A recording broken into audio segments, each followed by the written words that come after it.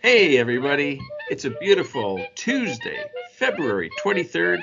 It's National Dog Biscuit Day, and it's time for the Wise Guys and Girl with a new sponsor today, PJ's Pet Center, helping you look after your pet friends during a lockdown. As always, let's start with Sir and the weather. Well, I hope everyone's enjoying a little reprieve from the winter madness. Currently 3 degrees, working our way up to a high of 4 degrees today. Mix of sun and cloud, chance of flurries, and pretty much the same thing tomorrow. All right. Well, the paparazzi is excited that we're raising the rough today on National Dog Biscuit Day. You know, dog biscuits come in a variety of sizes, shapes, and flavors. Barbecue being one of the favorites, and popcorn as well. Sometimes dog biscuits serve to deliver vitamins and medicines we may have difficulty getting our pooches to take otherwise. Specialty treats offer dogs and their owners so much to choose from. Even young dogs, or subwoofers, or dogs on restricted diets won't have trouble finding a dog biscuit that's gentle on their tummy. And on a hot day, maybe even enjoy a popsicle. Oh my God. Other treats help keep teeth healthy and fresh, too. What better reward could you ask for? Bon appetit. It is time for Tunes with Tamik. Tamik, what are we listening to today? Pet Shop Boys? Snoop Dogg? But it's good. Three Well, Dog? I do listen to Snoop Dogg, but because, again, I currently work for the Business School Board. I really tried to find a song that I could actually play. And I'm like, unless I play his gospel album, which he does have one, by the way, there's not one song. he did a nice combo with Charlie Wilson that was relatively... Yeah, but there's still some stuff in there. Yeah, a little edgy, yeah. But then I said, who inspired Snoop? So we hear like a lot of the musicality. Who did Snoop sample? And I was like, George Clinton. Which brings us to Atomic Dog, which is a big song for George Clinton. My favorite song from George Clinton is One Nation Under a Groove, from this album of the same name. Basically that type of music, is funk music, right? Like it kind of came out of kind of 60s James Brown, that same sound. Add a little bit more instrumentation, a little bit more technology to the music. A lot of heavy bass line, and influenced really so many people, including Prince.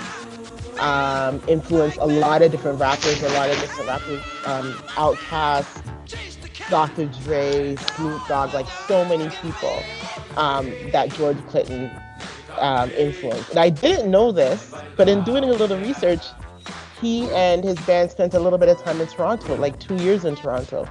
And funny thing is, during the 70s, a lot of musicians and bands, a lot of them actually spent time in Toronto. I don't know what that was about. It could have been that, even in the late 60s, the whole Vietnam War thing going around, I think a lot of people escaped to Canada for whatever reason that they chose to. But that's an interesting thing to draw. But yeah, I love, what I love about George Clinton is that when you look at not just the music that he did, but the influence that he had, 80s, 90s, 2000s, you're like, wow, it makes you realize how much your legacy actually means when you're a musician. So yeah, I did a little research on him today when it came to that. The other thing that was interesting about George Clinton is just the range. So in terms of like movies, films, scoring, all of those things.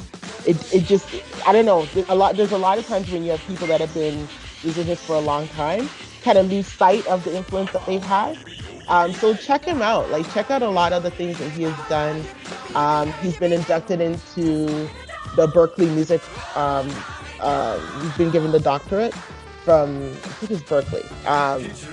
So yeah, like look into George Clinton. One Nation Under Barkley? Another doctor. And that same album, One Nation Under Groove, and that song has been recognized as one of the 500 greatest songs of all time. So, you know what? If you want to go a little bit way back into the 70s, before I was 2 years before I was born, and 2 years after, depending on what song you're listening to.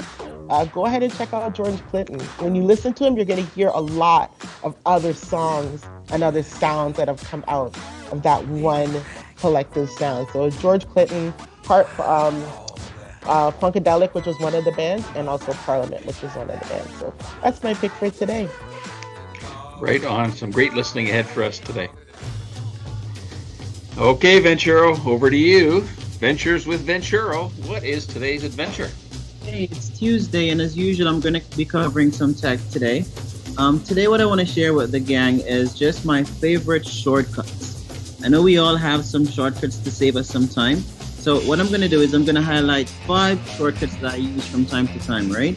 So the first one, and this is if you're using a Windows machine, you can do Control and Tab. If you're on a Mac, you can do Command Tab. And what it will do is will show you all the active windows that you have open. A pretty simple way to switch between windows. Another shortcut that I like to use is the Control F or Command F. And that is if I want to find anything. This is ideal for if you're on a website and you want to find something quickly, or if you're in a spreadsheet and you want to find a particular field quickly. That command is pretty useful. The other 3 commands are pretty much for zooming in, zooming out, and getting the actual size of your screen or document that you're viewing. And if you press Control and the plus sign, that's make everything bigger. Control and the minus sign makes everything smaller.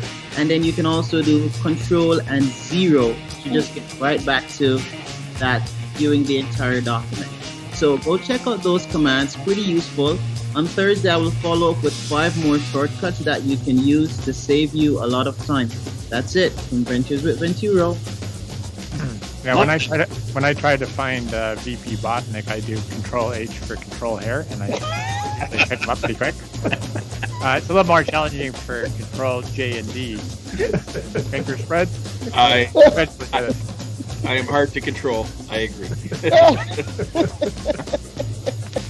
I could use a tab about now too. Oh, it is time for Tuesday's trivia. And certainly not to disappoint, I once again will work in my usual stats into today's trivia. I don't know if most of you know that, but according to the Oxford Dictionary, in 1925, Dog Biscuits was a military slang for army mattress. So that leads me to my stats for today. Did you know that 25% of dog owners have tasted a dog biscuit? 70% of dog owners lie, and 5% actually tried a mattress.